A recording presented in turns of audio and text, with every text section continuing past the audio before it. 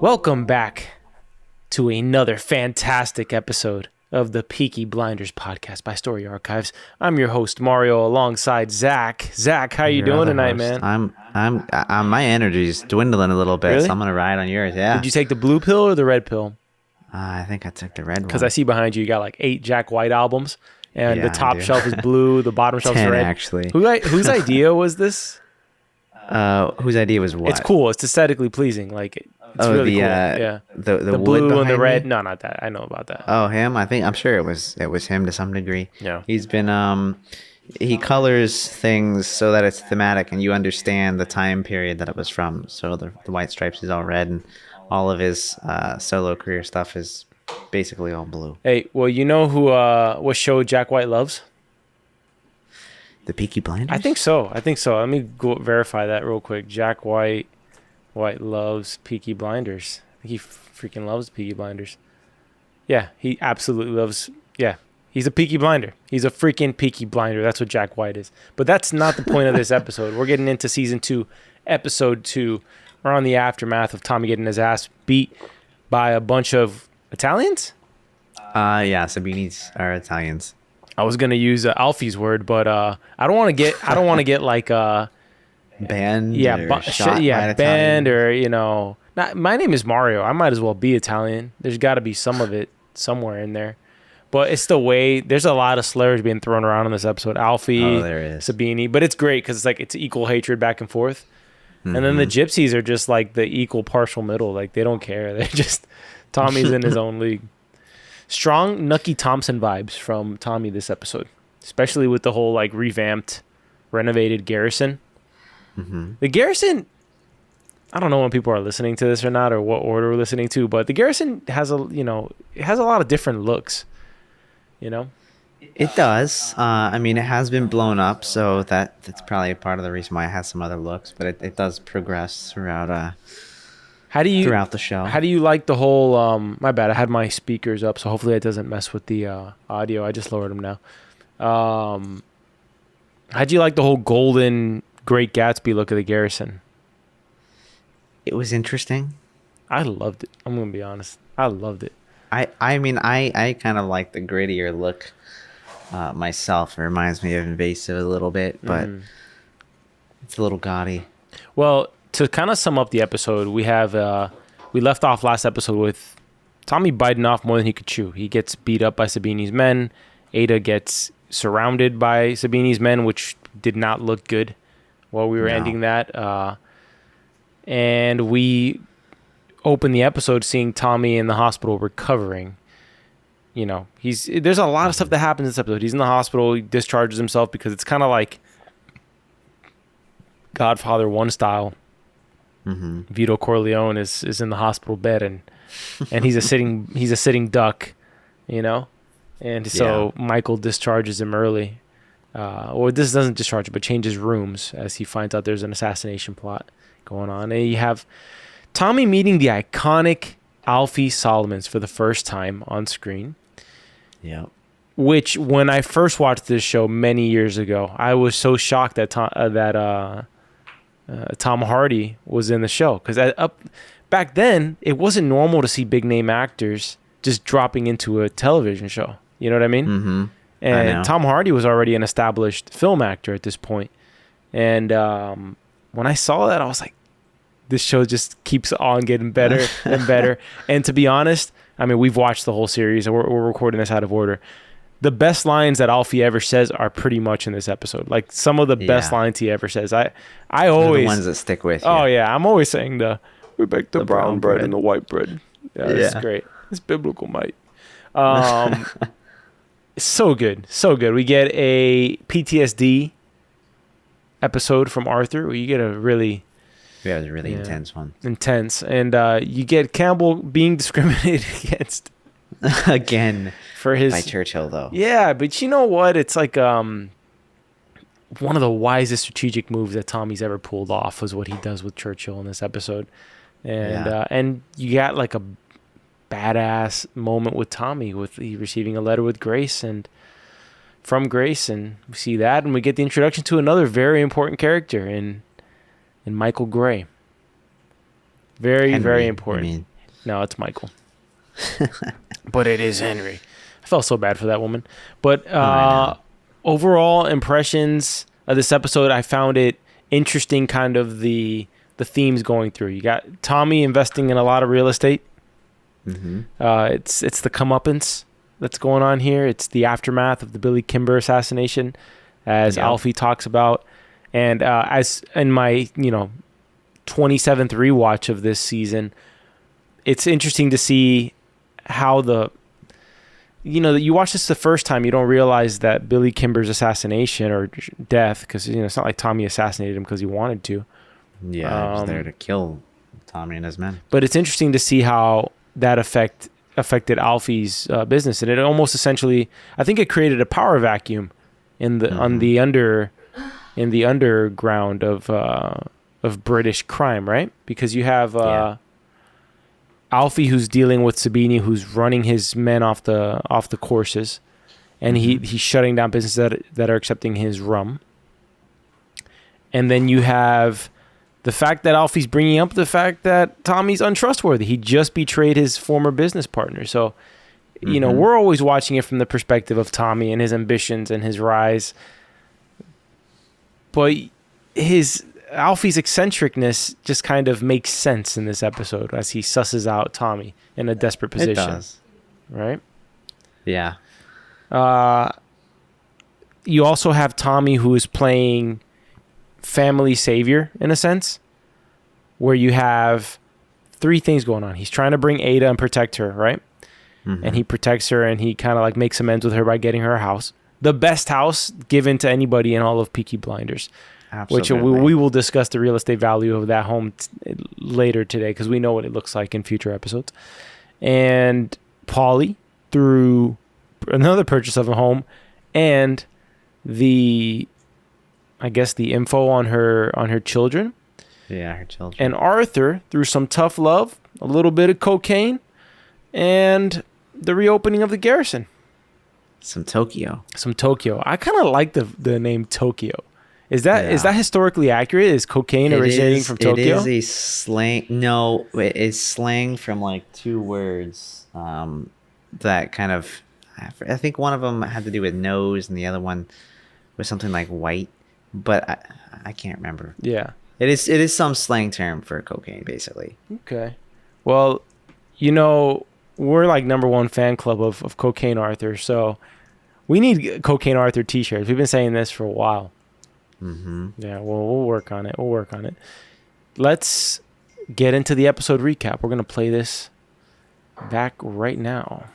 It is Cockney rhyming slang. Cocaine, coke, toke, Tokyo. Interesting. What is yo? I don't know. Tokyo. So nothing to do with Tokyo, Japan. I don't think so. And Tokyo's in China. No, it's not. Isn't it? Yo, you really don't have energy today. I know, I don't. That's an all-timer for you. It is in Japan. Why did that's crazy. Why did I think it was China? I don't know. That's the greatest thing that's ever happened on this show, though. It's only the largest city in Japan. Yeah, really. That's funny though, because my cousins are from Japan. I think they're actually from like right outside of Tokyo. I don't know why. All these years you didn't talk to them because you thought that they were part of the CCP. I thought they were in China. Yeah. Oh my gosh. At the start of this episode, when you get a lot of Campbell, and at this point, I was a little confused, even on my rewatch, of what the play is here in their enlisting of Tommy, right? Yeah. And it seems to me that it has, I think, something to do with the IRA and assassinating somebody, as we find out later from Churchill. I think up until this point, we didn't know that it was an assassination, did we? Does he mention that in the hospital setting? Because I was kind of in and out in that scene. I don't think he mentioned that it was an assassination. It was just kind of like a now you're filling this role, and it was really undefined. It was all very vague from what I remember. Do we have a name for this cop who's become corrupt from season 1 to 2? We had a name, and I'm forgetting it off the top of my head, but this is the cop that was kind of like the one honorable cop in the pen last season, and it seems from one to the next, as we saw in the last episode with the garrison blowing up, and Tommy just hands him like some money in the streets, like literally just say, "Hey, F you, I own you, and just gonna publicly hand you some bills here," right?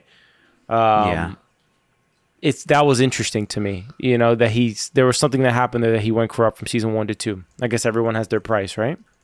Mm-hmm.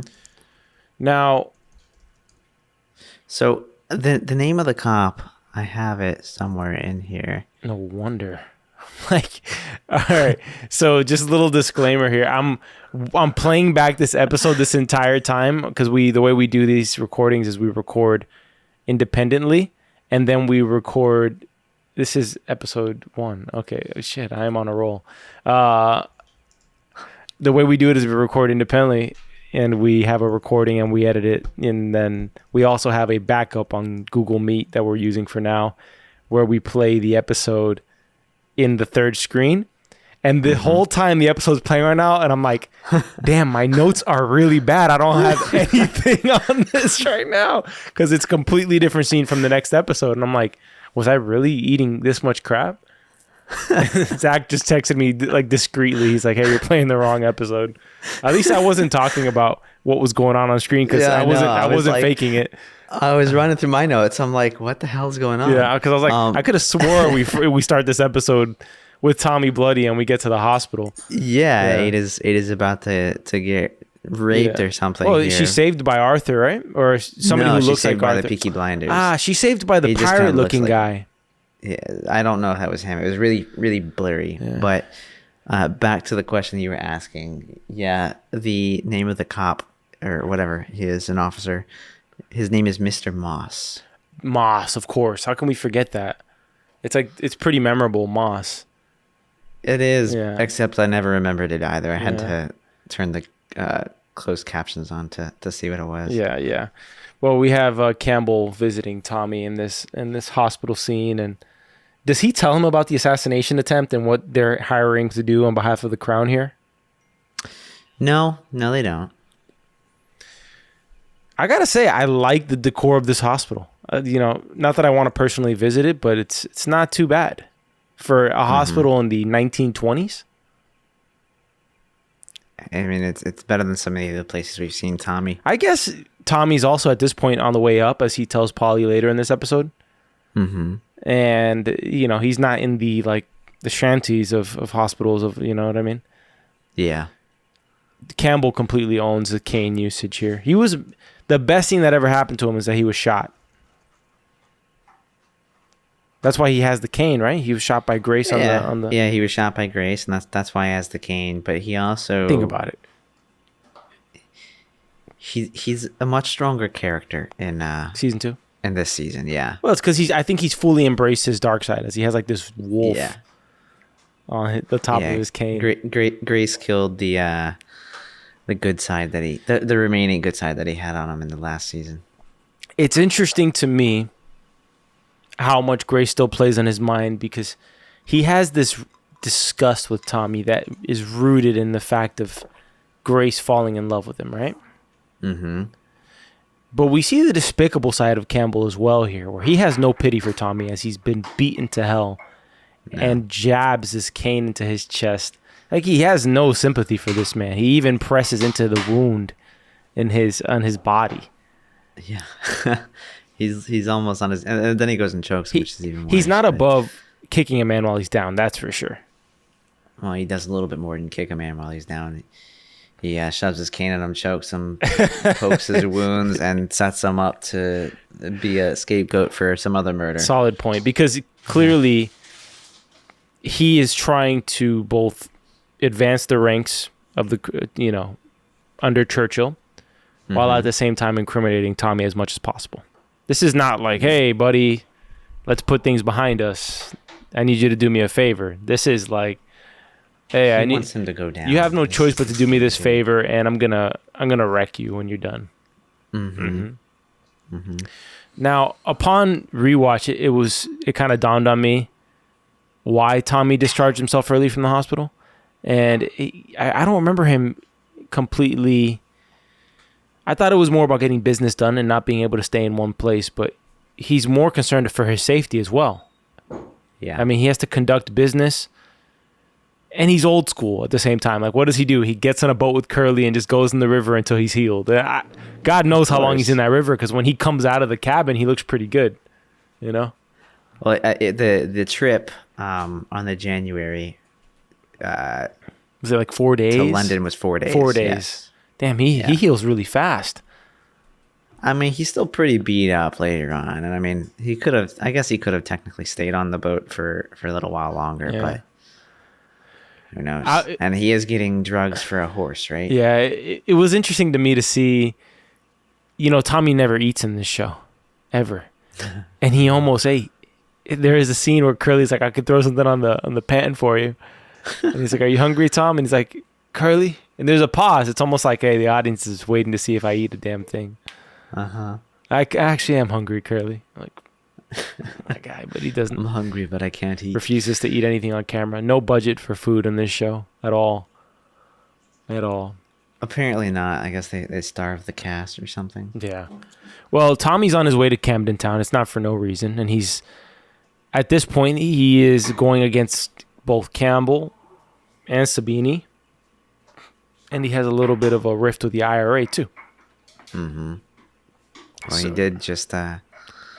he also just killed Duggan, so he's got to deal with that. Yep. And the body being unburied, as we know. Yep. But we see him in a vulnerable place, physically beaten and strategically beaten right now, where he should be dead at this point if it wasn't for Campbell, who saved him, which is interesting to me that Campbell saved him in the first place. It's almost like it's not good enough for you to die at the hands of someone else. Like, I'm going to be the one who drives you into the ground. He's got to be the one that sends him to the grave, right? For sure. And again, Campbell didn't save Tommy. He just prevented him from dying. I mean, you say what you want, but that's a save in my book, pal. That's a save in my book. Well, you have the epic intro of Alfie Solomons with my favorite shot, just this third-person tracking as he lumbers down this illegal rum bootlegging operation of his. And he always starts it off with just such a kick. Let him down. He's a little one. He's a little thing. It's just when you watch this episode, I think it's immediately evident that you are being introduced to the most iconic side character in the show. Like, from the first scene. Yeah, he's unforgettable. Yeah. That is for sure. And they're so young. They're so fresh and so young. Oh my gosh, I know. You know. They have a long what's the word I'm looking for? Partnership on screen. Like, they have been in a ton of... How many films have they been in together? A lot. They were in Inception. Batman. They were in Batman. They were in Inception. Dunkirk. I just watched Dunkirk last week. For the first time? For the first time. Ooh. Yeah, it was good. Yeah. I think there's one more Nolan one too. They'll probably be in Oppenheimer together. That's coming out next year. That would be interesting. Yeah. Have you looked it up? I haven't looked it up, but I would be surprised if Tom Hardy doesn't have like a little cameo or something. Now, let's get to the reason for Tommy and Alfie's meeting.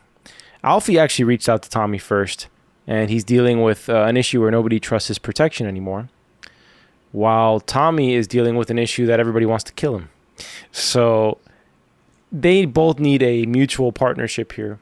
But Alfie is hesitant. Is that a sufficient word to use here, considering Tommy just blasted his former business partner in the face?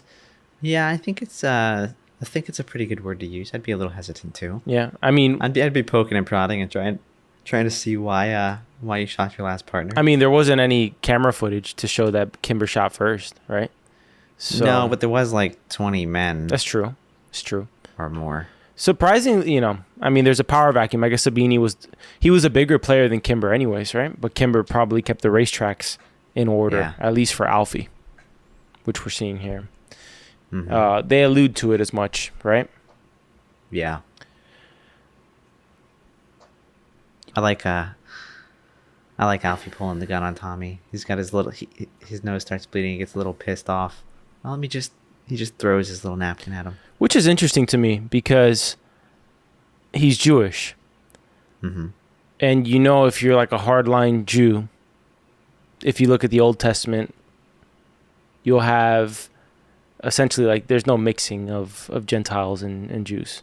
Like so much so like where like if you were to like brush shoulders with someone who was not like, all right, so like the whole tabernacle, and you have to, there was a high priest and you make sacrifices, and right, you have to stay clean. Mm-hmm. Now when you're gonna go do those sacrifices, you're pretty much doing so on behalf of the people, right? Mm-hmm. But you are not to be in contact with what was deemed unclean.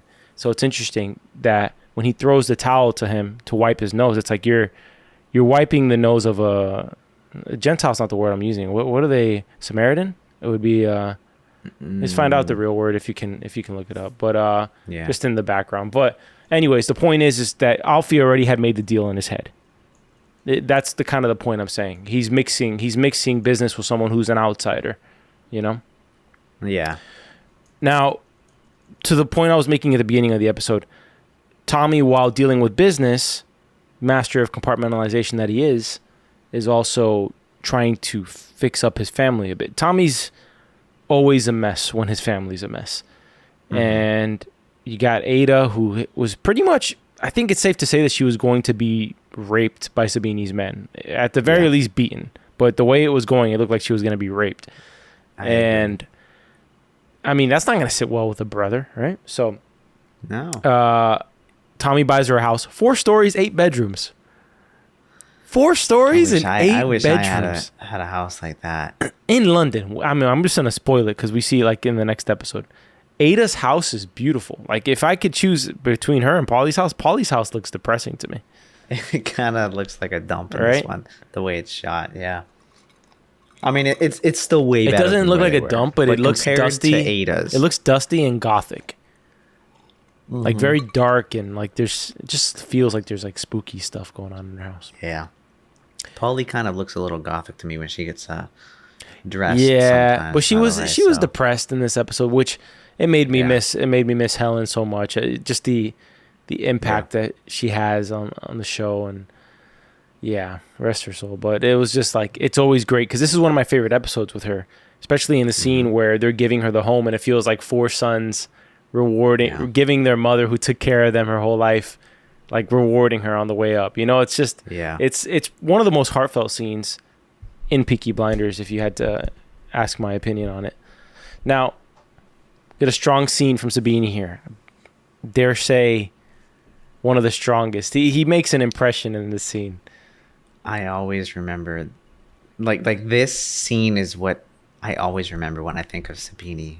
It's the way he talks. Yeah. The way you fucking it kills me all the time. Yeah, he's like a rabid dog. Like when he gets a bone, he doesn't let it go. No. And is he being kind of like Stalin-esque here, where when you're a dictator and you have that paranoia of who you don't know who to trust? Is that what's going on with him here, or does he actually have a point in is he on to the cop here, that the cop has been sat down by one of his rivals? I don't know. Was the cop? I don't know. They never really confirm it, at least not that I can remember, but he does enlist his own soldier to go and kill Tommy. I think he's just playing into being a loose cannon and being like he doesn't like the cops, but he pays the cops to do a job, and so the moment they don't do the job, you're not going to act too kindly. Is Paulie in a depression because of what Esme said to her? In the previous episode, Esme says she's not too depressed right now. Esme told her that the lady that she saw was a liar. So yes, Paulie right now, I don't think she's really depressed yet in this episode. Well, it's her birthday, right? And she gets up and she looks depressed. And it's almost like the sense is it's weird because you get this feeling with her that she's kind of unsure of herself. Like there's not much hope of what she's living for. But Tommy, on advice from his accountant, continues to buy up real estate with cash. Accountant. I wish I had an accountant like that. Well, actually, I wish the market was such that I could buy a house with cash. That would be great too. My accountant's great. It's more the market that sucks. Will we ever be able to buy a house with cash? I don't think so. I think so. There's a now when they're all walking into this house here, Arthur and his little "Good morning" reminds me of Red Dead Redemption every single time I watch this. With Arthur and Morgan? Yeah. Just the way he yells it. Yeah, it's hilarious. Now, Polly's got a hell of a house here too. I absolutely just love this scene where it's not just the house, because it's not the house that's going to fulfill her. She says, what am I going to do with all these rooms? And to her question, Tommy tells her for the first time that, you know, he's looking into what was the fate of her children. You know, because Polly's story, she had a daughter and a son that were taken away from her from somebody who was jealous or just angry with her, accused her of, I think, stealing bed sheets from a hotel. It was something very... I'm pretty sure it was bed sheets. And what they found was that she was making gin. It was like a little... I think they found that there was something that she was making gin, and so they took custody of her children. I could be making up the gin part, but I could have swore it was something with absinthe or gin or something. And I want to say she was taking something as well. Maybe. But either way, they took her kids from her. And I remember this conversation because she has it with Ada in season 1, where he says, we're strong. And Tommy says... you know, you have essentially when you're strong that they can't do that kind of stuff to you, right? She says you're able to keep your baby because Tommy won't let them take your baby. Remember, she says that line to Ada. Yeah. There's like a kinship between her and Tommy. It's, in my opinion, like one of the best dynamics in the show is her and Tommy and Arthur is those two dynamics. Well, they're like the core, and they're the two. I would say they're the two closest brothers, and then she's like their mother at this point, because we haven't seen her. On to Ada's home, who, although she really wants to be mad at her family, when she sees this house, it's game over. It's all gone out the window. She's back in the fold. The annoyance is right out the door. Yep. And Carl, this is a little Karl Marx is having a blast, you know? He's just running around already. His communist leanings yet have they're very quiet here. Yeah, they've yet to develop at this point. Yeah. He hasn't fallen into the footsteps of the man he's named after. Well, I mean, if it wouldn't be a problem, right? Because if he was in power, he would just seize the house for the government, right? So then he would still get to... I mean, it's not like communists don't like to live rich. It's just like a small amount of them get to live rich. The rest of them have to live in squalor. All right. Tommy's Game of Thrones chess move to Churchill. He sees Lizzie. Gives a great line for any business owner out there. Lizzie's like, there's a lot going out. There's a lot coming in, but there's a lot going out. He says, as long as there's more coming in than there is going out, then we're okay. Which is a great line for, you know, you own a business and you pay a bunch of people.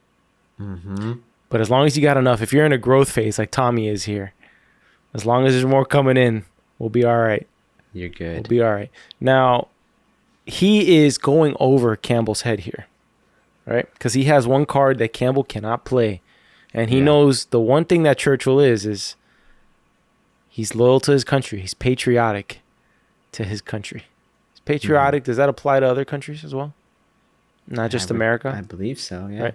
Well, he's a Brit through and through and fought for his country. You know, he resigned from his ministerial position to go fight on the front lines with the men, as Tommy puts in that letter so succinctly, with the men. As Campbell stands at the center of the room around the men who all went to fight in the war while he stayed back. This is not going to go away for Campbell, this bullet that Tommy has on him. And Tommy, essentially his play here is he wants an export license in exchange for the task that they're going to provide to him to do. Churchill has no issue with it. He actually, I think at this point, this is the first crack in Campbell's armor in the eyes of Churchill. Maybe there was one there before, but I don't think he knew just how distinguished Tommy was. And just, I think now the realization that Tommy could be very useful to him in the tunneling, right? Because Tommy is like the metaphor is there with tunneling. He's still doing the same thing, right? Mm-hmm. It's true. It was in this shot that I really feel like Winston Churchill is taking a liking to Tommy. Yeah, and less of a liking to Campbell. Yeah, especially he wasn't in the war. He didn't fight. Especially as Campbell describes him in the way that he does, because it's like with this lack of like you don't understand what this man did. He said he dug tunnels at our feet to silence the guns at our heads. Like that's a great line.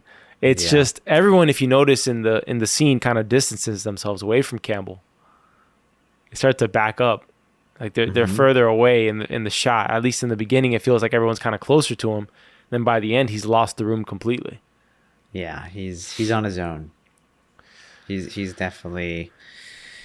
I mean, again, as Churchill said, you don't have a medal. So not too bad for Tommy. You start the episode with no allies and beaten to a pulp in a hospital bed with a guy choking you out, and you end up with one of the biggest allies in Camden Town, your family slowly being pieced back together, and an ally potentially in Churchill. At least he's planted the seeds for this partnership. Yeah. Or alliance. He really does recover very fast. I kind of forgot how quickly it was. I got in a car accident in 2018, and I looked like the Phantom of the Opera for about I think 3-4 days. So I mean, you do recover fast if you're young. As you get older, is when you start to not recover as fast. Yeah. I looked like the Elephant Man for the first night. It was terrible. I didn't want to scare my grandmother when I got back from the hospital. She's like, "Who's there?" And I was like, "Go back to bed." I was literally like the Phantom of the Opera. I was like hiding in the shadows and shit. Now, well, we finally get the appearance of who? I was getting there. Oh, my bad. I was trying to hype it up because he's an important character. He is an important character. His name is Henry. Tommy goes and pays a visit to some little farmhouse where he starts talking to some lady that's out there, and basically ends up telling her that the boy she has is Michael Gray, and his mother would like to talk to him. Which she's not having. Want any of it. Which Michael Gray is the son of Polly Gray. Yeah. And I'm assuming at this point he already has suspicions that he's not this woman's child. But he looks off at Tommy as he's walking away more with a curiosity rather than a disgust, right? Mm-hmm. So that's the first appearance of a key character to specifically Polly and the family. Now, Arthur has a struggle with PTSD in a more violent way than Tommy does. And it comes out, it's becoming more of an issue. At this point, is it in episode 1 of the season that Tommy confronts Arthur about the medicine that Polly gave him? In this season? Yeah, in this season. Yeah. Okay, now, it could be that is making it worse for him. And because he ends up killing a man in the boxing ring in one of his PTSD. A boy. So a young guy. Because he didn't look like a boy, maybe like a late teen or something like that he was boxing. And he beat him to a pulp because he just got into a fit of just post-traumatic stress. And it was to the point where they were calling his name and he didn't answer to it, right? Yeah. Finn is there fighting Isaiah. I believe that's Isaiah. I'm pretty sure it is. And they witness the whole thing where Tommy's trying to get the story out of both of these young kids and tells them to stick to one story, because if there's one thing Tommy can't have is Arthur getting put away in prison. And with the amount of witnesses that were there, it's a cleanup job for Tommy to try to save his brother from any repercussions from this, right? Yeah. Now, Isaiah was also like, "Yeah, I'm not family. I'm not saying anything." Yeah. On to the third cleanup situation Tommy has. He meets with Arthur, who is trying to confide in Tommy and kind of relate to him what he's going through and what his mind feels like with all of the horrors of war that he witnessed, and just how the PTSD kind of weighs on him, right? Yeah. But I think Tommy responds in the only way that he can. I don't think that he's being an asshole here. He experienced the same things that Arthur did in World War One. Mm-hmm. But if you acknowledge it too much, I feel like you sink back into that hole. And it's better to just give tough love when needed to push forward. You know what I mean? Like, what's it going to solve here for them to both cry about it? Nothing. Nothing at all. You gotta push through and get over it. That's Tommy's perspective on this. And look, I think it's a little more nuanced than that, obviously, but for this situation that they're dealing with, and for, I think just in general, he's like, look, you got to shut the door. And he's lying to his brother. He says he shut the door on it. Maybe what Tommy could have done is been a little more transparent and saying, like, look, I'm dealing with it too, you know, but you got to shut the door. Yeah, I mean, we know he still has these problems as well. He just deals with it in his own way. Well, I mean, he smokes opium. Fits of rage. Yeah, he smokes opium in his room in season 1. Like, I mean, he's not over it either. He hears tunnelers in his wall, but he can't sleep. It's more like somebody who can't open up and can't show a weakness. And Arthur's here thinking that he's alone, which is kind of effed up on Tommy's part. Yeah. Now, you can tell Tommy's relates to him because he comes back and throws out the booze or the drugs, and he takes the bullets out of the gun. So he knows what happens in that state of mind, you know? Yeah. Which is interesting. Yeah, I mean, it's not the first time that Arthur's been in this place, right? Like in the last season, he tried to hang himself. It's true. How could I forget that? He's okay. Then it has more to do with that. He does essentially kill himself, right? And just about. And he's pretty much reborn in a sense. That's one of the best scenes in all of Peaky, really with the music, the way it's... Unfortunately, it didn't take. And unfortunately, it didn't take? I don't know if the rebirth took for him.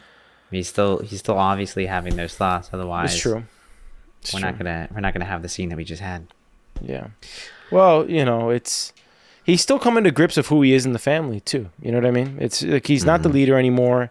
He's not his brother, and he's dealing with this. I mean, he just killed an innocent kid. So it's not just like, PTSD is normal. It's not that. It's he's literally just past killing an innocent kid. He has to deal with that in his conscience now too. You know, so it's not like an easy thing to deal with, I would imagine. But yeah. On to Campbell and Moss, the Moss that we continue to forget his name. What's up? Yeah, I was just gonna say, can we talk about the sandwich that Inspector Campbell likes? It is a sandwich made with tongue, pickles, and one strip of mustard down the middle. Isn't that like your typical order at the... I don't know. It's just more... I more... don't think I could stomach that. It makes you dislike him more. I know. It's just disgusting. Tongue, like mustard, and what else? Pickles. The pickles and mustard I'm okay with. It's the tongue. Yeah, but it's the tongue that's in there. That's just like, why? Have you ever eaten tongue? I have not. Beef. I'm assuming beef tongue. I've not had. Yeah, and I haven't had tripe either. I haven't had tripe either. I'm okay with that too. I could go my whole life without either of them and be fine. I know. Like, not be like I missed anything. Like I'm sure others in my family have had tripe, but like I can't do it. Liver as well is just disgusting. That one I've had. It's disgusting. Oh, I had liver. All right, so I got home once and there was some it looked like stir fry, and it was liver and onions, and I bit into it, man, and it was like mushy, and I was like, yeah, I know. I was like, what is this? Tastes like pure iron. I'm like, ugh. Oh, you know, my mother loves it. It makes me nauseous. My mom used to threaten me as a kid, not for real, but she used to be like, it was like a joke, a running joke. I was like, what are you making for dinner? She said, liver and onions. Liver and onions. I never had liver and onions in my life. She never made me or forced me to eat liver and onions. But for years, though, you know, I'm Spanish, and we have this thing called bistec de palomilla, which is like a really thin steak. You know, for years I thought that was liver and onions. I was like a little young kid. I was like, I guess I thought that was it, because she said liver and onions. And usually, when you make that steak is just with onions and some different seasonings and stuff like that. But anyways, on to the conversation with Campbell and Moss, and not the tongue sandwich. Campbell calls out Moss of having been corrupted by the Shelbys, but he wants to use him as a double agent. Brilliant move by Campbell. Brilliant move. I think that's like a salvaging move for him in some sense. With Tommy. I mean, he wants to bring him back to the side of the Angels, right? Yeah. Although it's kind of hard to think that Campbell still thinks he's somehow good. He's now as low as Tommy, in my opinion. Campbell does not think he's good anymore. We've established that he has embraced the dark side. He has embraced the dark side, but he speaks to himself as if, like, he tells Moss, he's like, first of all, he shuns Moss, and then he's like, it's time to bring you back to the side of the Angels. Well, which is the side that Campbell is on, right? So you still talk about yourself as if you're this holier than thou person. He's still self-righteous. Yeah. He just has embraced his dark side in his self-righteousness. Yeah. No. On to a scene of Paulie and Tommy. Tommy has gone through the files of what were the fates of Paulie's children. You find out that her daughter died of spring fever in Australia after having not settled in London, and very much seems to have had gypsy in her blood. As they talk about in the show of not being able to settle, you got to keep moving, all that sort of thing. And she finds out that her son is alive and staying with a woman who will definitely not let her have custody, that it'll have to be Michael's decision when he is of age. And Tommy sticks to it pretty vehemently to not tell Paulie the location of Michael, I guess trying to stop a powder keg. And I think the reason he's doing it is because if Paulie does something dumb or rash or hot-headed, it's more likely that she ruins all chances of having custody of Michael or having Michael in her life. Yeah. So she pulls a gun on him and everything. I always kind of find it ridiculous when they pull guns. Like, if you're not gonna shoot Tommy, if you're gonna pull it, use it. Like, come on. You're not gonna shoot Tommy. What are we doing here? You imagine if she shoots Tommy like her in the head in the scene. It's just season 2, episode 2, and that is the end. They could cut to the song. Well, favorite scene of the episode. Finn goes on a mission from Tommy. I'm convinced. I don't think Finn. If Tommy's taking away his drink at the bar, I have a feeling Finn's not doing cocaine at the age of, what is Finn here, 14, 13? He does look like he's 14. Maybe he's doing coke at the age of 14. Me and the boys, we have a good time. We get some Tokyo.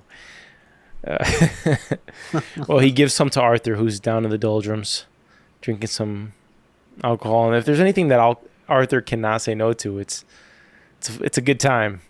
And so I love the camera angle they use when he's coked up and he slicks his hair back. It's great. It's like this, you see it in some sports commercials nowadays where the editing kind of stays tracked with the athlete's head. And Arthur just goes to the Garrison reopening and is just completely owning the bar, just as the barkeep. And Tommy's living it up. For the first time in a while, Tommy's fully healed here, by the way. He's smiling. And he's smiling. He's having a good time. I think he's having fun being the proprietor of this establishment in this scene. And to be honest, it's been a pretty good couple of days for Tommy. The Churchill letter. Things have been moving in the right direction after getting the crap beat out of him. Right? Yeah, things are up after episode 1, at least. It's funny how much things can change.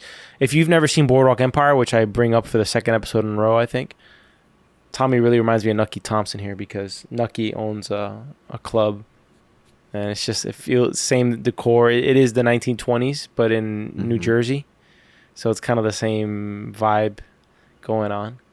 I have not seen it. You gotta watch it. It's a good one, man. I looked up Nucky Thompson and the photos. It reminds me exactly of this. There's actually some side-by-sides of him and Tommy, which is interesting. Really? It's funny that, he's played by Steve Buscemi, who's like, the opposite of Cillian Murphy. Yeah. Some would say like it's interesting to see Steve Buscemi like in the lead as like this, badass gangster, just to imagine him. I literally want to watch it just specifically to see how that plays out. It's great because he's charismatic. He just owns the show. He's in a different way, because Cillian Murphy's it's more serious. Like Tommy's not cracking jokes. He never really says anything funny that I can think of in all of Peaky Blinders. But Nucky has these one-liners. He's like a Tony Soprano character. In a sense, another great show that I kind of want to rewatch. I have not watched. I haven't watched it. Kind of want to rewatch Sopranos. The reopening is going great of the garrison. Tommy has brought his family back into the fold. The only one off the rails a little bit here is Polly, who is having a one-night stand with a young man who clearly had no choice but to say yes to Polly. Yeah, it's not a situation I don't think you can say no in. Absolutely not. Polly Gray comes up to you, hits on you. It's yes. It's yes, or you're gonna get a visit from some men with peaked caps. Yeah, something's gonna get cut off. Yeah. To be fair, she does offer him a good time. Like, the evening hasn't even begun. I was like, all right, okay, Paul. All right, Paul. Which Tommy's disgusted. It's like watching his mom hit on a younger man. It is. It kind of feels like that too. I'm just like, no. Yeah. Well, the whole show, as you watch it, like she feels like your mom, like when you're watching the show. Yeah. And she's the most prominent mother figure here. Well, Tommy brings Ada in to try to not control her, but maybe cheer her up, or to get through to her. To get through, because it's not like Tommy is withholding this address because he doesn't want to connect them. We obviously see behind the scenes that he visited and told the boy about his mother. So he's doing things in a way for Polly, but she doesn't see it that way. Yeah. Anyways. What? Polly's having her one night stand with the guy, but talk about the most discreet. Wow, this is pretty graphic. I'm out. It is a little. Talk about the most discreet threesome ever. That Tommy's just like waking up and he's got like 2 or 3 women in his bed. I think I counted 2. Was there 2 or 3? I thought there was one on the left side of the frame too. There's one on his left side, but then there's just one at the bottom. Is that Lizzie? Of the bed. Is it? I kind of don't think it looked like Lizzie to me, but then, we won't say too much, but I thought it was Lizzie. I don't know. But then the other one's just there at the bottom of the bed. It's just chilling. Just chilling. Yeah.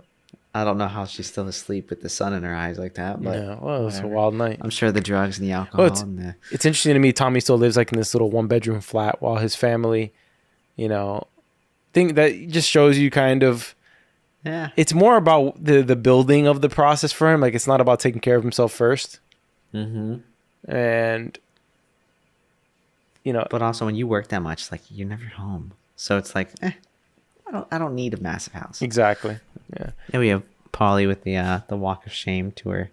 Yeah, true. To her home here. I kind of didn't put 2 and 2 together. I just thought she was walking the street, but she was totally on a walk of shame. Uh-huh. And it's Michael Gray who's come to see her son. Yeah. And she's shocked and happy to see him,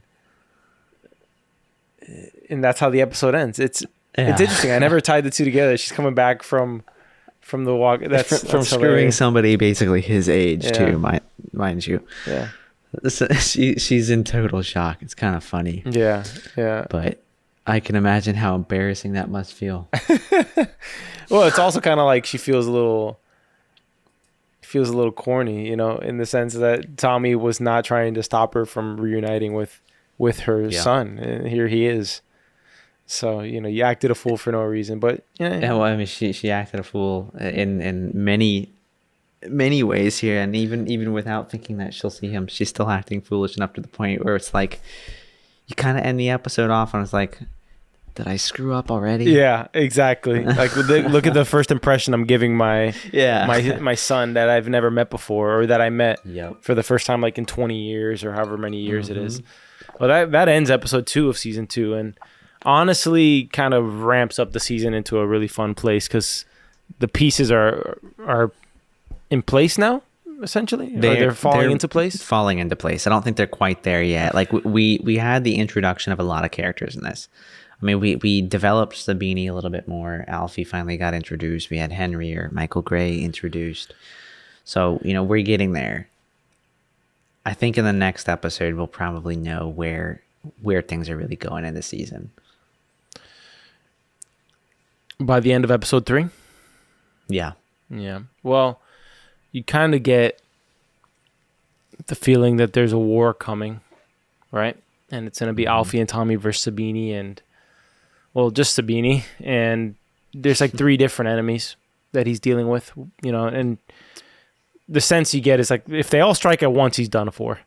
But if he's able to take care of them systematically, then he can maybe get through it, right? And I think we failed to mention in the whole midst of the Paulie one night stand, Tommy is also staying, on track without Grace. Grace reaches out to him. Mm-hmm. He actually burns the letter without reading it, to show you where his mind is at, where he's trying to keep a one-track mind here and move on from her. I think he doesn't want to concede to the one weakness.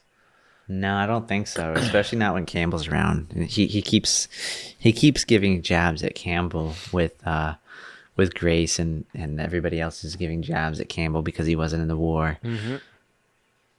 He does get picked on quite a bit, a little more than I remember, but it doesn't happen all the time. It just deserves it. It's almost like he acts like the tough guy around the people that he can bully, but then in a bigger group with bigger dogs, he's the one getting bullied.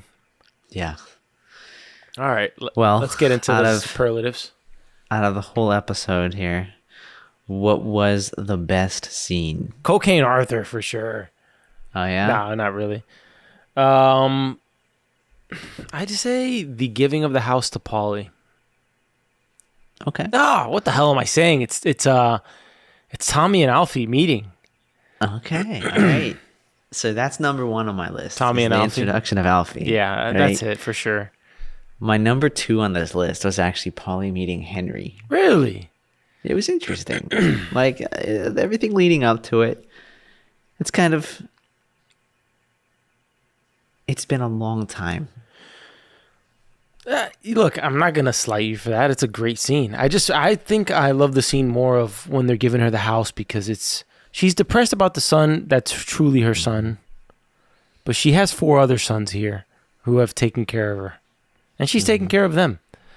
But it's it's good writing. It's just like they can't. It was really good. Like they can't make her as happy as her own child in a way, which is sad for them who they lost their mother at a young age, right? Yeah. So that's sad. All right, most memorable character? For me, it's Alfie. It's got to be Alfie. Has to be. Yeah. It's the first one he's in. I don't think there's competition on this one. It's got to be Alfie. No. He shines in this one. Now, it's interesting because later in other seasons, they mentioned that the way they filmed the scenes between Killian and Tom Hardy, they usually use one camera to get the interaction between both of them.